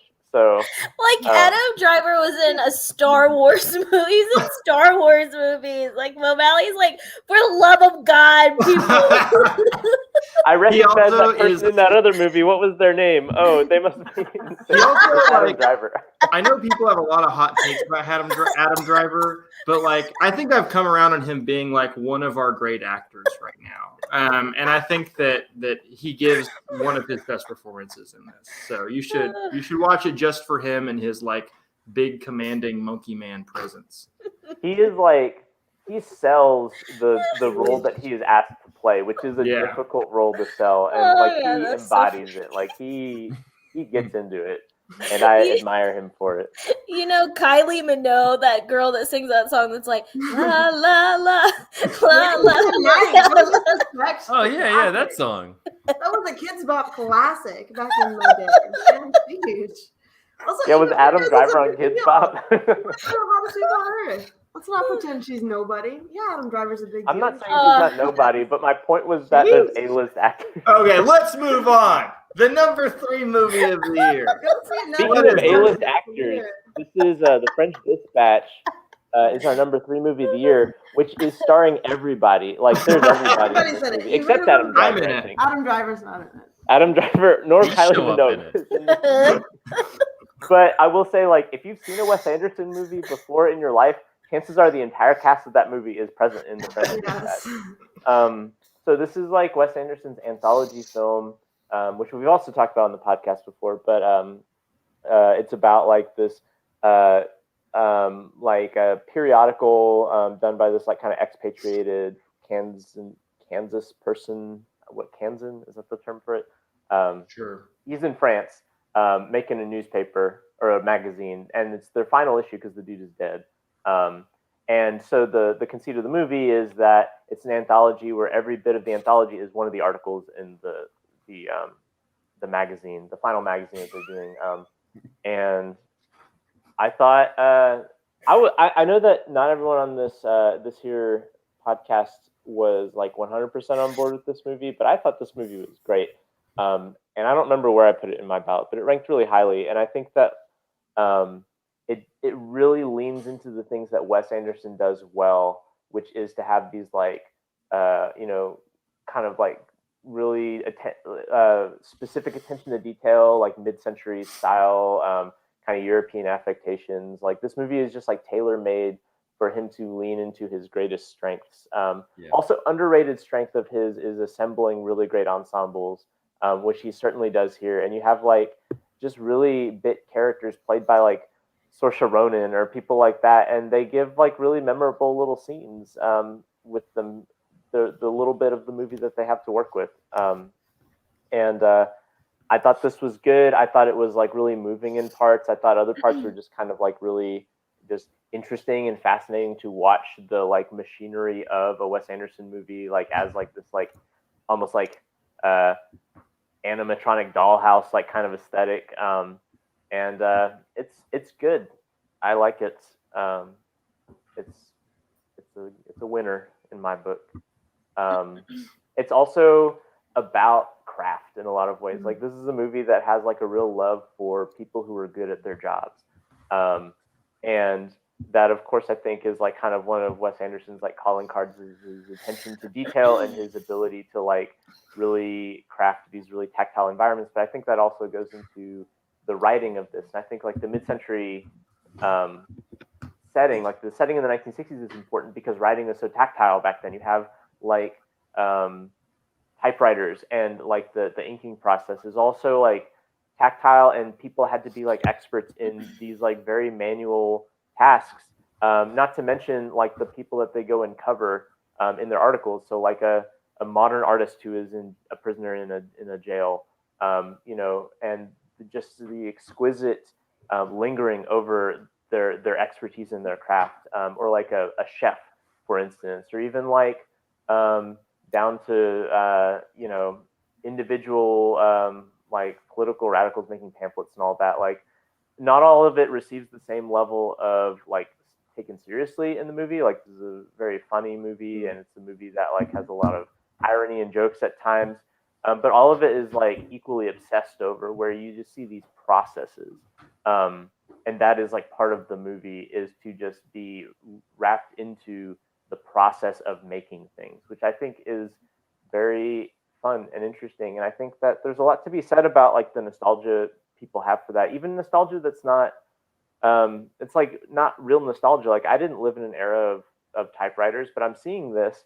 And and I'm kind of like weirdly nostalgic for this thing that I never lived through, and was probably like in a lot of ways a pain to live through compared to like just typing on my computer. But there is a sort of element of the digital era in which everything has become abstracted, and this is a movie like about a moment in which like there a lot of that abstraction didn't yet exist, and even like relatively like, you know, quote unquote like high-minded or abstract thinking tasks like writing an article involve just a lot of interaction with physical things that I don't like. A lot of our present world and is maybe not so tied to anymore, which is convenient, but not, I don't know.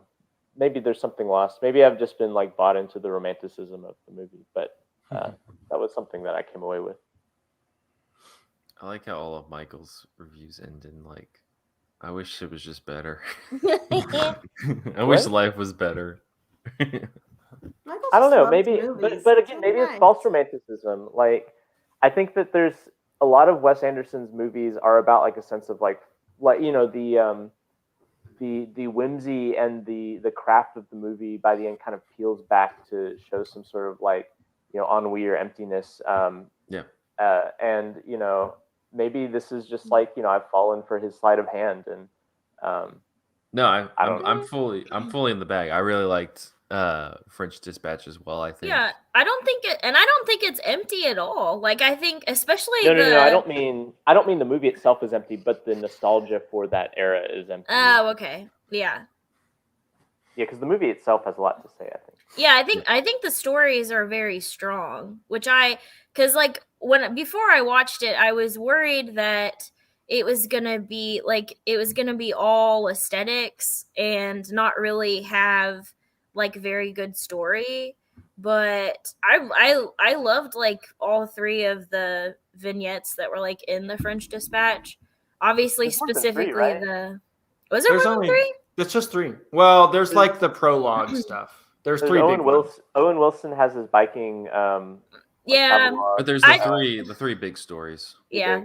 I kind of thought that the Owen Wilson biking thing was like a, hey, we're introducing you to this whole thing. Like, this is Owen the Wilson style came of, one day. he's introducing you to the city itself. Like, he's like, Yeah, true. Yeah. this is what's like whatever. But yeah, I was kind of like, I was very entertained there during the entire movie, and I loved technically seeing how things were filmed and how everything was working, and just some of the shots were like insane. Of like, I was like, well, how did he rig this up and do that? Like, a lot of the going like traveling, I guess, like a tracking shot and seeing like the all of these interiors of these different rooms, like it was crazy. But all of that aside, like the stories were still really great, and I think what really sealed the deal for me was like obviously the cooking section, which was one of the most, like, I think at the end of that one, it had one of the most like heartfelt kind of like heart punches, where it was like, hey, here's what this whole thing is like really about. And it's like whenever the journalist is talking to the Asian chef, and he's saying that like he feels like as a foreigner it was his duty to eat the poison, because it was like that, well, I have to take one for the team because I already kind of don't belong. And the journalist was saying, like, whenever the talk show host like he asks him like why he decided to write about food, and he talks about how like no matter what city he's in, he feels at home whenever he eats, like sits down and eats a meal. And I don't know, that like made me, I was like instantly like, all right, It's a here movie with an Asian chef in it. And there's lots of criticism about Wes Anderson not including people of color and not telling the stories of, you know, people of color. And so with this movie, he was like, I'll give them at least like a little bit, like a little something as a little treat. And there were also like 4 writers on this thing, 3, 4. I think each writer wrote a different segment. Yeah, right. And I think you can tell, honestly. Like, I thought they all flowed together, but there were definitely things that this movie had that I think that he's missing in his other films in terms of like writing.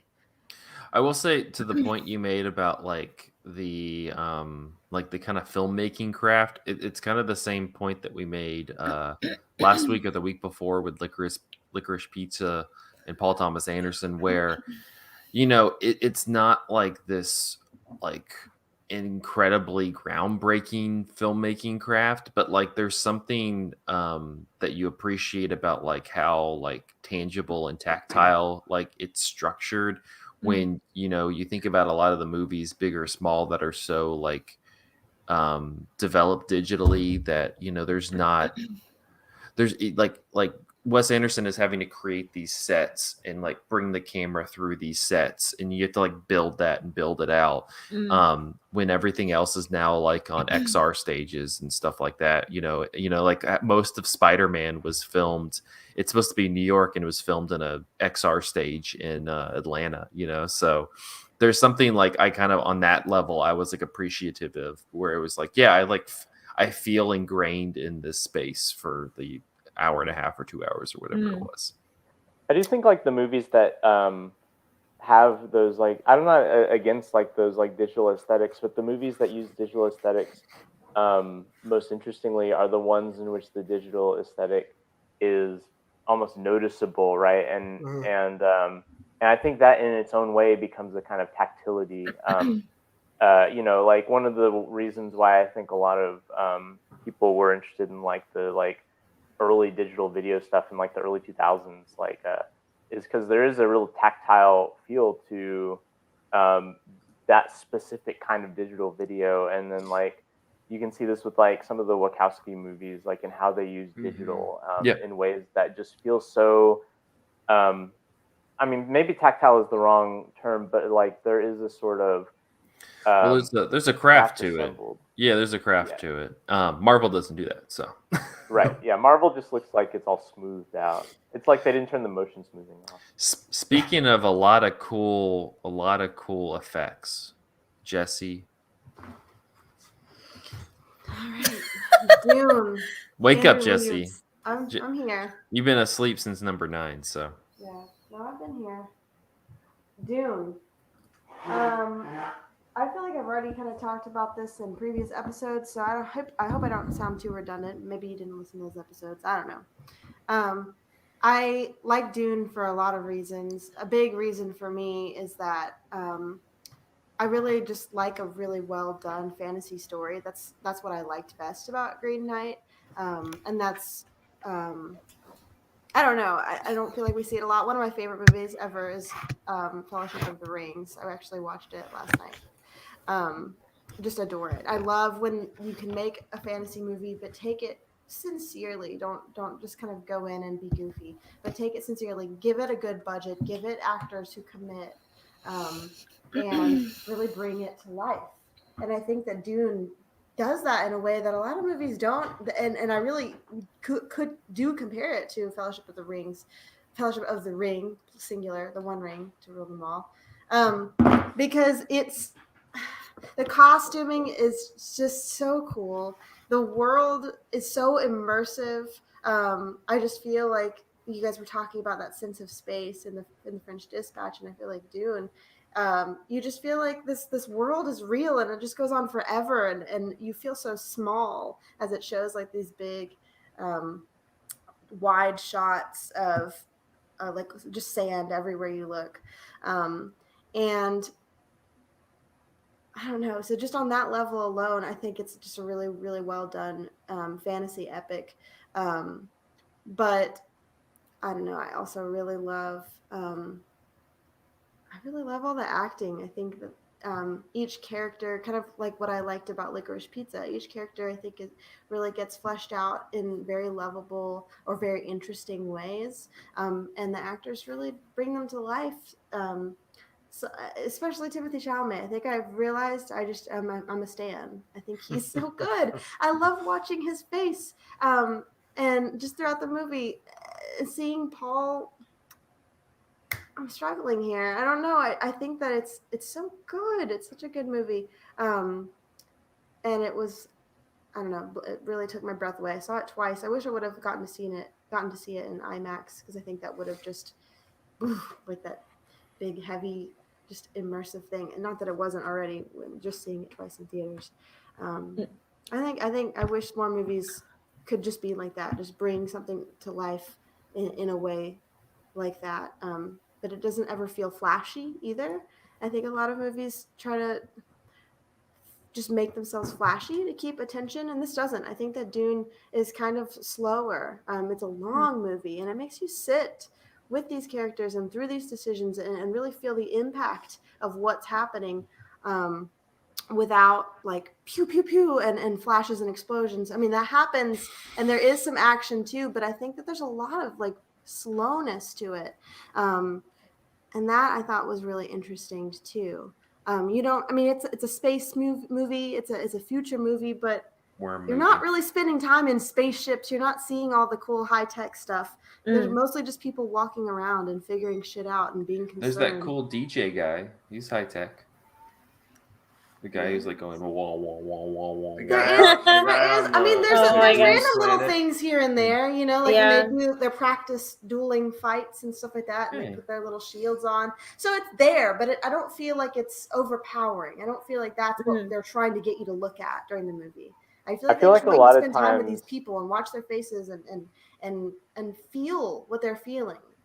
I don't know. I feel like a lot of times with like effects driven like sci-fi movies, like the thing that feels kind of fun but also unnatural about them is it feels like that the characters are exhibiting the cool things about the world to you, rather than living how they would normally live. You know, like it's like, you know, you're in a Star Wars cantina, and somehow there's like all these like, you know, really wacky aliens that all manage to like walk in front of the camera, right?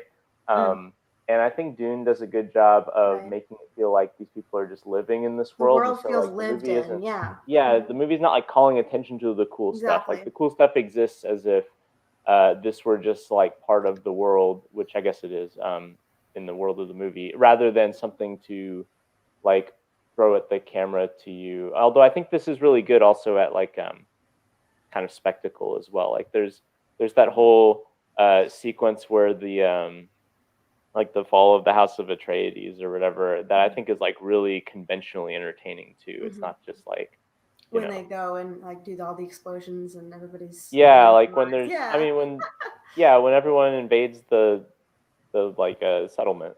Right. But if you're going to do that, and please, like, give me some of that, right? Do it well, do it interestingly. And I think that they do there. I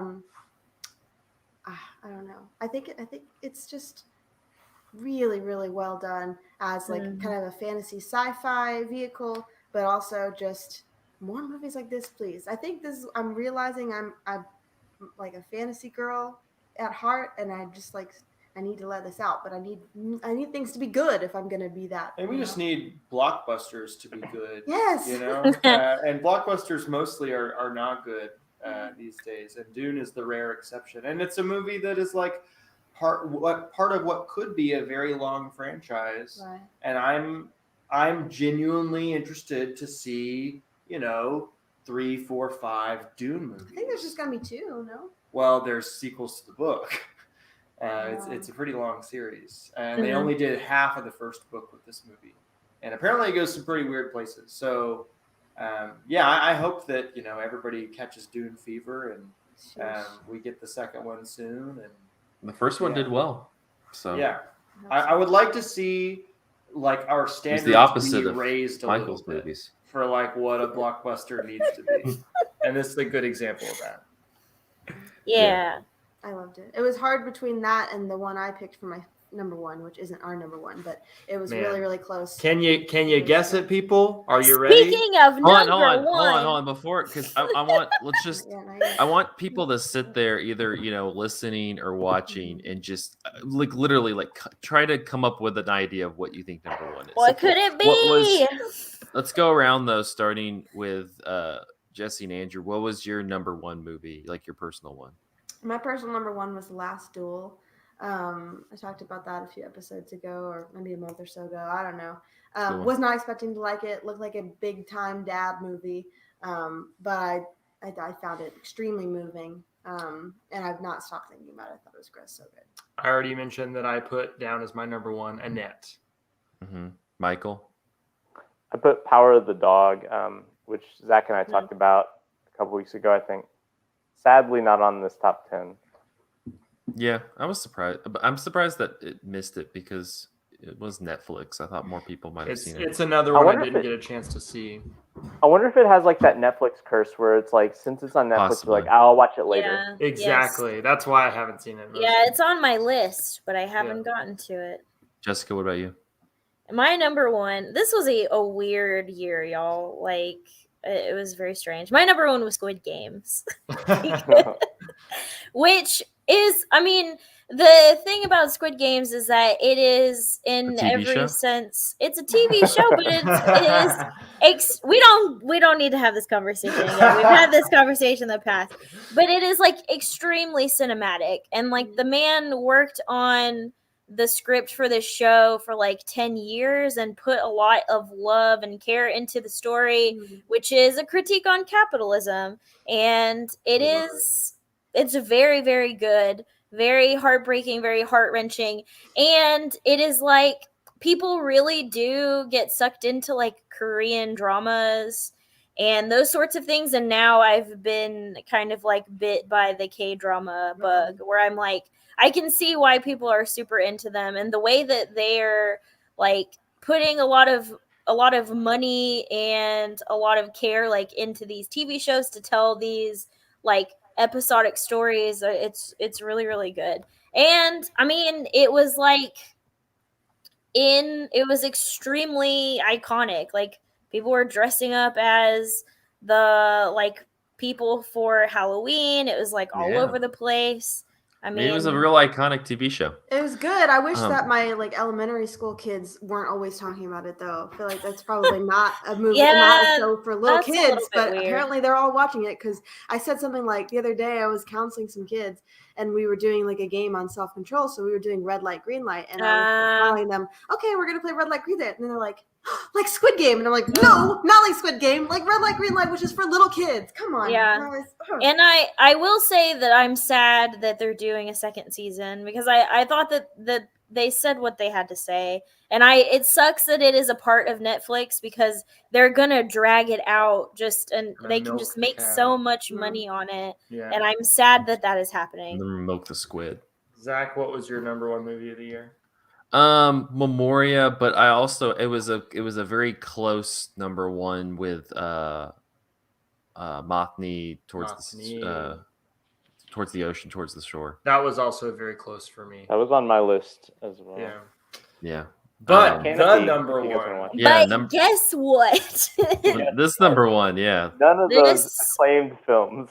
If you feel like you've aged 10 years while listening to this podcast, have we got a movie for you? And we got a movie for you coming in at number one, the number one film of Podcast that makes you old. 2021. It is old.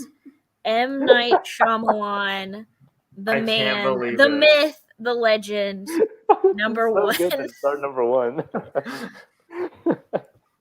I haven't seen it, so I cool. Oh, Really? Wow. Zach, What? It's the best Okay. movie of the year, Zach. Allegedly, Yeah. It's the best movie ever. Cinematary.com has ranked it as their best movie of the Yeah, year. I will. So, like, as the old representative of the podcast, I really enjoyed this movie. I am not a huge M. Night Shyamalan person, like, at all. Honestly, this is my favorite of his films, and I can't even really name, like, I don't really like any of his other movies. Unbreakable, Jessica. Okay, Unbreakable. That's like the second one, but all the rest of them, I'm just like he is the filmmaker who is the plot twist man. Like everyone is like, there's a twist at the end, and Maybe at the twist instead, at the end too. and with There's and a twist. it's Yeah. funny with this movie. It's that hey, you think like actually everything is up front. It's a beach that makes you old. Like that's the No, whole there's point. there's a twist though. There is a twist at the end where twist. they pull the curtain back. Yeah, there. I mean, yes, but going into the film, you're like, what gives this beach the power to make people old? Like, you're automatically going in with the question, and the twist just answers the question. Like, we just find out, like, what the Well, whole thing is. No, not it's- really. Like, you never find out why the beach The makes beach, you old. it's just a fact of life. You know, it's a truth I guess the universally better- acknowledged yeah. that if there is a beach that makes you old, it exists. The twist we should not explain because that's bad form in general. But it's more of like context around how people are responding to the beach. that makes But you doesn't old, right? every beach make you old? Because This that's just makes how you time more works. old. Okay. Anyways, so Beach I'm makes you super guessing old. I'm guessing that the reason why this is our number one is because almost everyone saw it besides Zach, who just Who's the I didn't January vote for it in my Don't top even 10 though. I mean, I did. liked it. I did also. I voted for it in my top 10. And I rated it pretty high. I think it was like 5 or 6, something like that. But out of all of the movies that I saw in 2021, like, it was definitely one of the most memorable because it had like the wonkiest plot and was also like weirdly sweet. Like, it was like about aging and And scary. enjoying your life. And if you aged at a rapid rate, like, would the shit that bothered you yesterday like really bother you when you were like 87 years And old? I guess You know? also like sort of trying to make peace and find joy out of experiences that maybe you wouldn't have chosen for yourself, but Yeah. like having to try to find peace and reconcile with it anyway, with it, like Yeah. life I going think- in a direction you didn't mean for it to go. I think it's interesting to compare this to what you guys were talking about with Licorice Pizza, in the sense of like Paul Thomas Anderson just creates these characters and then like lets them go and sees what happens. And in a way that's kind of old too. We spend the first 15, Yeah. 20 minutes being introduced to these characters and then Like they're set loose mid-sized sedan. Not, I haven't Right. gotten over that. I haven't gotten over that. the acclaimed rapper. Oh my gosh. I forgot that his name was Mid-Sized Sedan. Really, that was a choice there. But they we spend like the first 15 or 20 minutes being introduced to all these characters, and then the most of the rest of the film is watching these characters bounce off of each other in a way that doesn't have a conventional plot structure, right? They're set loose on the beach that makes them old, and we see them get old and see how they react to that. Like, it's kind of, I've not seen Licorice Pizza, and it's probably nothing like Licorice Pizza, but in that sense, it strikes me as like almost like a character study, more It's so got than some- like a real like edge of your pants, like, On the edge of my Thriller. pants. It's got some very effective horror in it too. I mean, I Yeah. think it's a movie that does a lot. Like, you experience a lot of emotions in there, and I think the trailers really played it up as like big horror, and it is got some very horrifying stuff. But I don't think that that's like the central emotion you feel as you finish the movie. Like No, it's- both Holy Motors and The Beach That Makes You Old, you live through many phases of Right. this movie. But when it does do horror, I think it does it very well. Yeah. Oh I yeah, agree. like there's that one lady where her bone, like she has osteoporosis or something like Yeah, that. she gets all right? twisted up like a little Twisted. pretzel. Very good. Like a I'm pretzel. a baby little and the anti baby ants. Oh my gosh. That's This like podcast has gone on for too long. Holy All right. The Well, so podcast that old. makes you old. The Yeah, this is the podcast podcast that makes you old. So Old's the best movie of the year. It is. That's it. The end. Don't argue it. Don't mean- let it in. It is can- it is like pretty emblematic of like 2021, right? Like, it's like when bad shit is happening to you, you just have to try to enjoy life the best you can. When That's you're just- sitting on a beach and you're aging, you kind of just have to Wow. like enjoy what you can. so So poetic. Here we That's go. just- It is that's very- just how life works. you Has a know. very lovely core, I think. Well, if you would like to see everybody's individual list as well as this list again, head over to cinematary.com on Monday. We'll Oh, post shoot. all that stuff. I didn't know you were putting up my list. That's kind of vulnerable. are we mentioning any honorable mentions? Is Let's that a do thing? some honorable Yeah. mentions. I love that part. Yeah. That part's fun. So I'll start. I already mentioned Mothni, Towards the Ocean, Towards the Shore by Sky Hopinka. Wait, are we doing honorable mentions or are we going to do our top 20? Did we want to No, let's do like Just the honorable movies mention. we on the panel Oh. are Yeah, just yeah. throwing out some titles. We won't Yeah, pick yeah, one. yeah. So I had two kind of like avant-garde doc documentary movies that I want people to watch. One is Moth Knee, Toward the Ocean, Toward the Shore by Sky Opinka. Movie about like I think the Ho-Chunk tribe, Native American tribe, like their conception of like the afterlife and like the place that humans find themselves between like pre-birth and death. Very interesting, like existential movie that's very beautiful.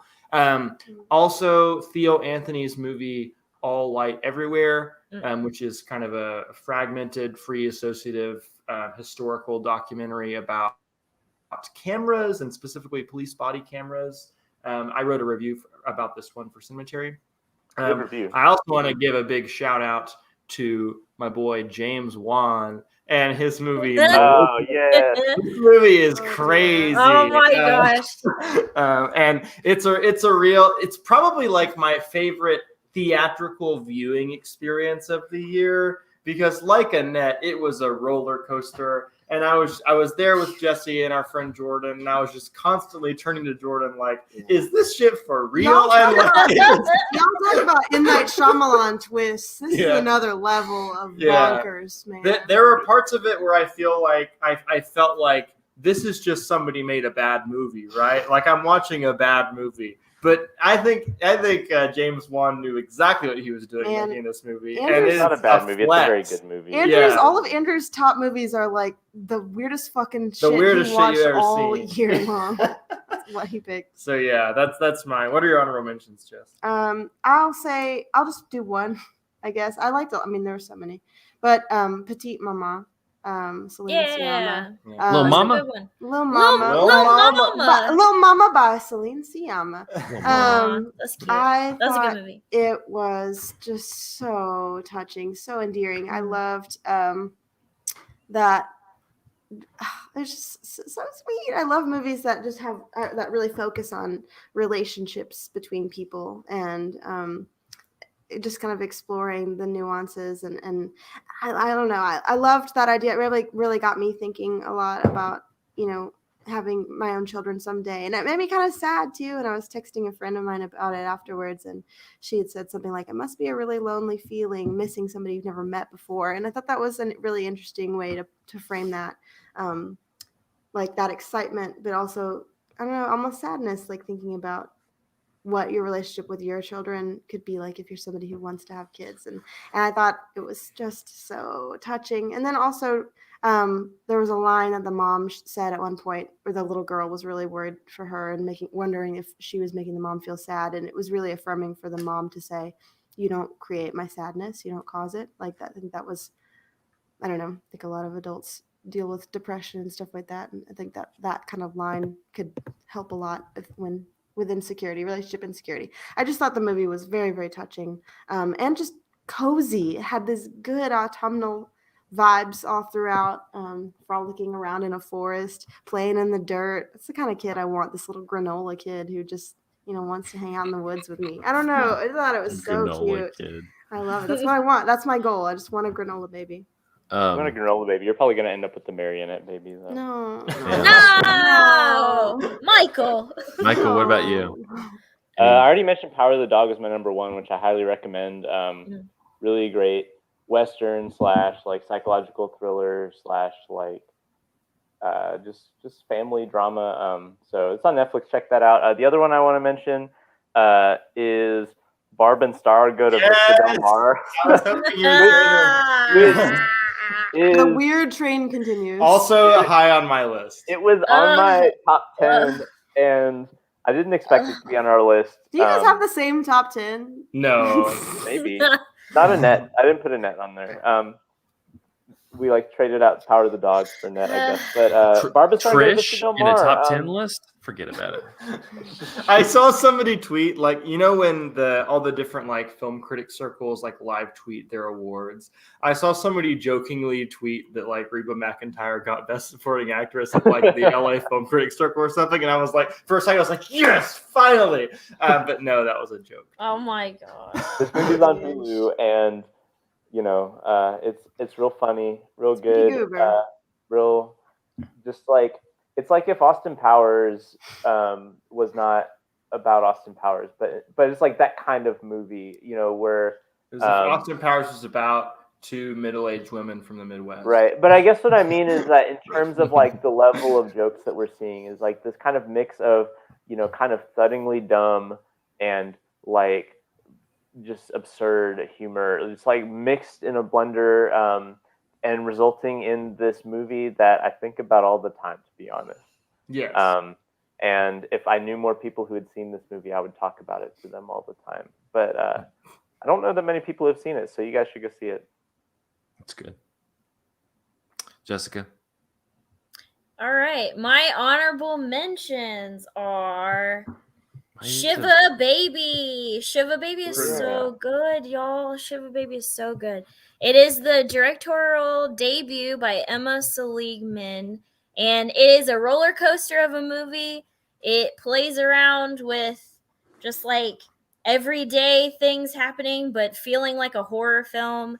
And it is very suspenseful. It is very uncomfortable, but it is also extremely good. So go watch that. One My of the other- best directed and edited movies of the year.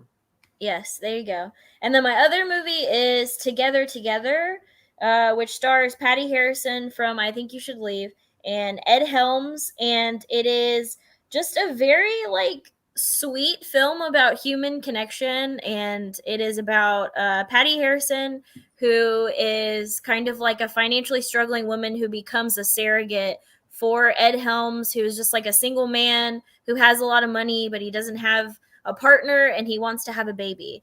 And they actually become like best friends. And it's kind of like, what do you do when you have this relationship with someone that you know is going to come to an end, and the time that you have together, like how precious that is and what you do with that. And it was so good. I want Patty Harrison to be in more stuff. I think that she's an amazing actress. And so people should go watch that. That is also on Hulu and for free, so you should go watch that. Yeah, it puts you in this really interesting situation where somebody is caught in the pants of the big Charlie Brown. Oh my god, I knew that you're gonna say that. All right, Zach, what are your honorable mentions? My honorable mentions are Bad Trip by Eric Andre, which is just the best. Yes. Agree. Also great musical. That's on Netflix. Check it out. The other one kind of that snuck up on me that I think is really good that I don't think we've talked about on the podcast, Stillwater, the new Todd McCarthy directed movie that stars Matt Damon. Super good. Not what you would think it would be. It's not like I listened to an interview that Matt Damon did, and he was like, yeah, they kind of like marketed it as like me as a Oklahoma roughneck going to France, Jason Bourne style, and it's not like that at all. It's like him chilling out with this really sweet French lady and her kid. So yeah, no, Stillwater, super good. Yeah, Matt Damon. Good Matt Damon's having a year of like acting in movies that your dad wants to see, but the movie is not the movie your dad wants to see. No Sudden Move. He's in No Sudden Move. Yeah, good in that too. He's really good in that. No Sudden Move's good too. But yeah, good. Stillwater. No, check out Stillwater if you can. It's good. Yeah. Just living your best life, Matt Damon. Good for but you. Not as good as Old. None of these movies were as good as Old. That's true. That's right. All right. Well, I will wrap up this episode of Cinematary. You can find us on Facebook at facebook.com/Cinematary, on Twitter and Instagram at handle @Cinematary, and on Letterboxd at letterboxd.com/Cinematary, where we post all these movies that we talked about in this episode. Thank you to our patrons. If you'd like to support the show, head over to patreon.com/Cinematary.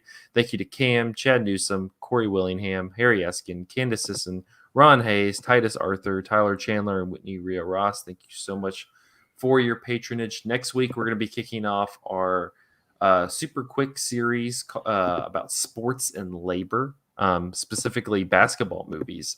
Labor and Basketball is the name of the series. Yeah, Labor and Basketball. We're going to be doing Hoop Dreams, which is the documentary about two highly touted high school prospects and like their journey through high school as they like look to go to college and in the NBA and things like that by Steve James, which is very heralded. Then we have He Got Game, the Spike Lee movie with Denzel Washington and Ray Allen. Underrated Spike Lee joint. Super good. And then High Flying Bird, the Steven Soderbergh film about a lockout in the NBA and the players taking power, which is prescient because there's currently a lockout in the MLB. So, Hey. Pivoting to sports. Yeah. Zach's For a three resident for 3 sports fucking weeks. person. Oh, All right. Until then, thank you guys for listening. We'll see you next week. stay cool. Bye. Stay cool.